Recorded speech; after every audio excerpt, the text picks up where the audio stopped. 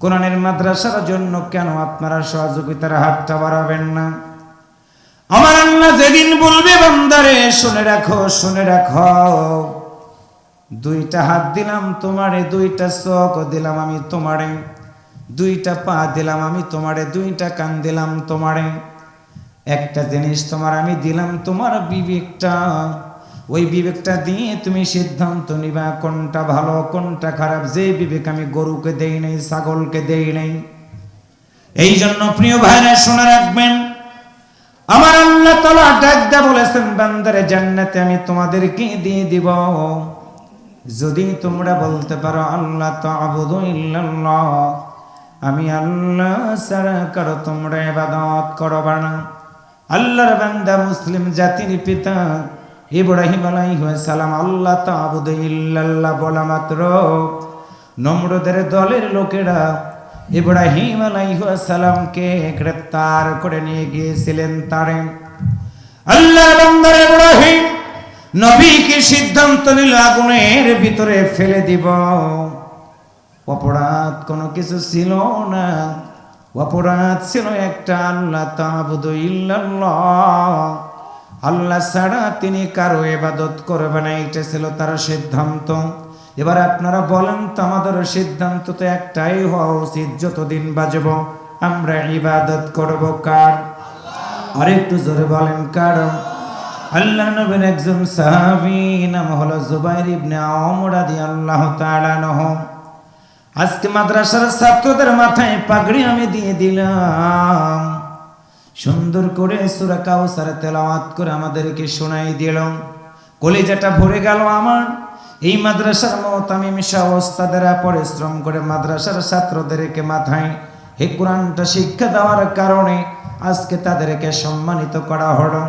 মায়ের জীবনটা ধন্য হয়ে গেছে, বাবার জীবনটা ধন্য হয়ে গেছে। কেমিস্ট্রি পড়াবেন না, করব না, ফিজিক্স পড়াবেন না, করব না, তবে কোরআনটা পড়াইলে কি লাভ? হাদিস থেকে শুনে নিয়ে বাড়ির দিকে যান, নিজের কাছে মিলাই রাখবেন কোরআনওয়ালাদের দাম কত। কিয়ামতের ময়দান যেদিন হয়ে যাবে, আমার আল্লাহ ডাক দিয়া বলবে, বান্দারে আমি আল্লাহ সুন্দর কণ্ঠ তোমারে দান করে দিয়েছিলাম, সুন্দর বিবেক তোমাকে দিয়েছিলাম, তুমি সুন্দর করে আমার কোরআনটা হেফজ করে রেখে দিয়েছিলে রে বান্দা। আজকে তোমার কাছে আমি আল্লাহ জানতে চাই, সুন্দর করে কি তুমি আমার সামনে কি কোরআনটা তেলাওয়াত করবা না? হাফেজে কোরআন তখন আল্লাহর কোরআন সূরা ফাতিহা থেকে শুরু করে সূরা নাস পর্যন্ত তেলাওয়াত করা শুরু করে দিবে। আমার আল্লাহ বলবে, বান্দারে আরো পড়ো, আল্লাহ বলবে আরো পড়ো। হাফেজে কোরআন বলবে, আল্লাহ পড়ার মতো একটা আয়াত নাই, হরফ নাই, আমি আর পড়তে পারবো না। আল্লাহ বলবে, আমার ফেরেশতারা তোমরা কোথায়? তোমরা বলো, আমি আল্লাহ ওয়াদা দিয়েছিলাম রে, যারা কোরআন শিখবে, কোরআন পড়বে, কোরআন কেন্দ্রিক জীবন যাপন করবে, আমি আল্লাহ তাদেরকে আমার জান্নাতে যাওয়ার জন্য অনুমতি দিয়ে দিব। আমার এই বান্দাটাকে ধরো, তোমরা স্বাগতম জানায় জান্নাতের ভিতরে পৌঁছে দিয়ে আসো। কোরআনওয়ালার সামনে একদল ফেরেশতারা মিছিল শুরু করে দিবে, একদল ফেরেশতা পিছনে দাঁড়াবে, মাঝখানে কোরআনওয়ালা সন্তানটাকে নিয়ে আহলান সাহলান জানায়া জান্নাতের দরজার দিকে নিয়ে যাবে। জান্নাতের হুরিরা ডাক দিয়ে বলবে, আল্লাহর বান্দা তুমি কি জান্নাতের ভিতরে ঢুকবা না? অপেক্ষা করতেছি আমরা, আসো। আল্লাহর বান্দা জান্নাতের দরজাতে দাঁড়ায়া চিৎকার করে একটা ডাক দিয়ে বলবে, আল্লাহ।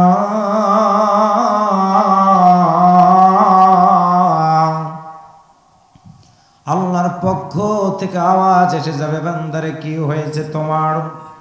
আল্লাহর বান্দা আবারও ডাক দিয়ে বলবে, আল্লাহ।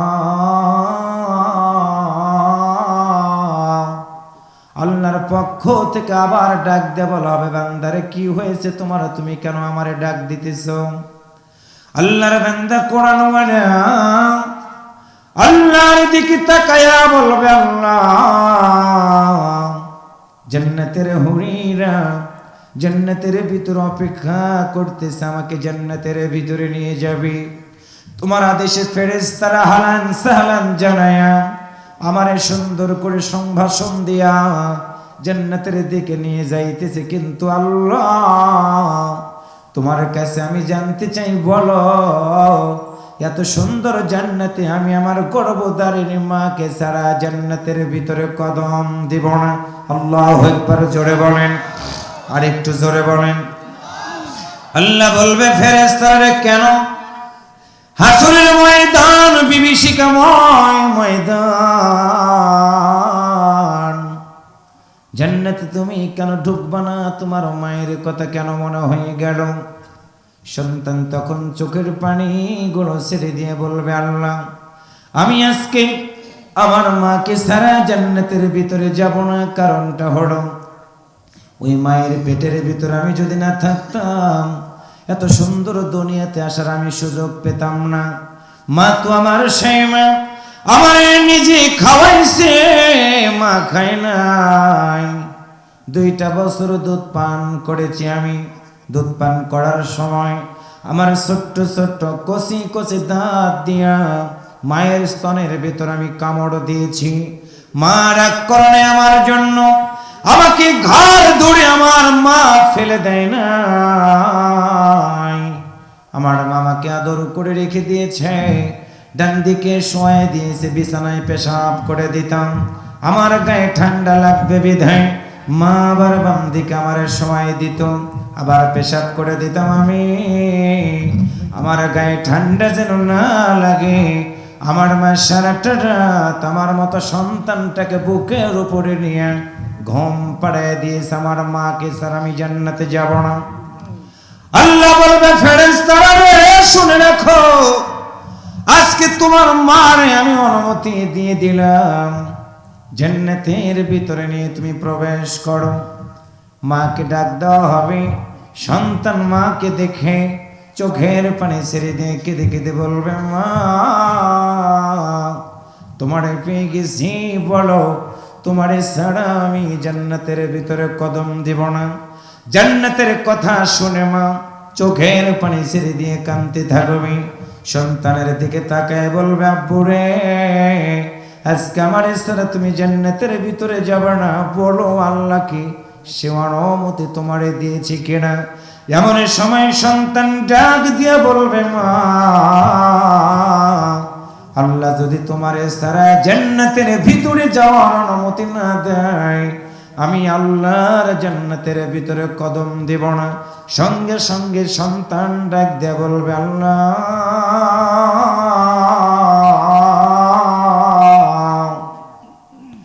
মারে পেয়ে গেছি, মাকে ছাড়া আমি জান্নাতের ভিতরে কদম দেব না, অনুমতি দিয়ে দাও। আল্লাহ বলবে, বান্দারে, অনুমতি দিয়ে দিলাম, প্রবেশ করো। মাকে বুকের সাথে জড়িয়ে ধরবে সন্তান, মাকে ছেড়ে দিয়ে দাঁড়ায় যাবে। বান্দার কান্নার আওয়াজ আরো বেশি হয়ে যাবে। আল্লাহ বলবে, কিরে বান্দা, কাঁদছো কেন? তোমার মা কি তো তোমার কাছে দিয়েছি, এখন কেন কান্দো? তুমি কি বলবে না? আল্লাহর বান্দা হাফেজে কোরআন চিৎকার করে বলবে, আল্লাহ, মারে দিয়েছ, কিন্তু আব্বারে ছাড়া আমি আজকে তোমার জান্নাতের ভিতরে কদম দেব না। সন্তান বলবে, আল্লাহ, বাবারে যদি না দাও, আমি জান্নাতের ভিতরে কদম দেব না। ফেরেশতারা বলবে, কেন দরকার তোমার বাবার? আল্লাহর বান্দা বলবে, শোনো, 10টা মাস মায়ের পেটের ভিতরে থাকার পরে দুনিয়াতে আসলাম, আমি কি খাবো? আমার বাবা চাকরি করে, ব্যবসা করে, এমনকি বিদেশে পর্যন্ত গিয়া আমার মতো সন্তানটার মুখে হাসি ফোটানোর জন্য সারাদিন কামলা বিক্রি করে। সন্ধ্যার সময় এসে দেখে আমি ঘুমায় গেছি, আমার বাবা ঘুমায় না। আসার সময় বাজার থেকে একটা কমলা পর্যন্ত কিনে এনেছে, আমার মুখে দিবি, আমি খাইব না, আমি খাবো না কিনা জানি না। আমার বাবা ঘুমায় না। হঠাৎ করে আমি বিছানা পড়ে পেশাব করে দিলাম, যখন ঘুমটা ভেঙে গেল, এমন সময় আমার বাবা কমলাটা ছিলে আমার মুখের ভিতরে দিয়ে দিল। কমলাটা আমি খাই। আমার বাবা তাকায়া তাকায়া দেখে আমার মতো সন্তানটার দিকে ডাক দে বলতা, বুড়ে অনেকটা সময় কষ্ট করেছিলাম আব্বু, কমলাটা মুখে দিয়েছ, আমার সকল ব্যথা বেদনা দূর হয়ে গেছে। আল্লাহ বলো, তুমি যেই বাবা এত কষ্ট করেছে ওই বাবারে ছাড়া আমি আজকে জান্নাতের ভিতরে কদম দেব না। একটু আল্লাহু আকবার জোরে বলেন। আল্লাহর বান্দারা বাবাকে এনে দেওয়া হবে, সন্তানের কান্না আরো বেড়ে যাবে। আল্লাহ বলবে, কেন কাঁদতেছো? তুমি কি বলবা না? কোরআনওয়ালা বান্দাটা ডাক দিয়া বলবে, আল্লাহ মারে দিয়েছ, বাবাকে দিয়েছ, কিন্তু যার বাড়িতে থেকে আমি কোরআনে হিফজ করেছি সে কোথায়? আমার ওস্তাদরা কোথায়? আমার নানা কোথায়? নানি কোথায়? আমার স্ত্রী কোথায়? এইভাবে করে একজন কোরআন ওয়ার্ডা কিয়ামতের ময়দানে 10 জন থেকে 40 জন পর্যন্ত আল্লাহর বান্দাদের জন্য আল্লাহর কাছে কথা বলতে পারবে।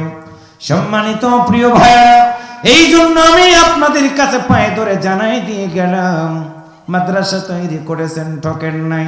1 নম্বর অনুরোধ, মাদ্রাসার জন্য নাম ধরে ধরে দোয়া করবেন। 2 নম্বর হলো ছাত্র দিবেন। 3 নম্বর হলো ছাত্র যদি দিতে না পারেন ছাত্রগুলোকে জাগির রাখবেন, সেটাও যদি না পারেন 4 নম্বর হলো আল্লাহর জন্য, নবীর জন্য, মাদ্রাসার জন্য কিছু সহযোগিতার হাতটা বাড়াই দিবেন।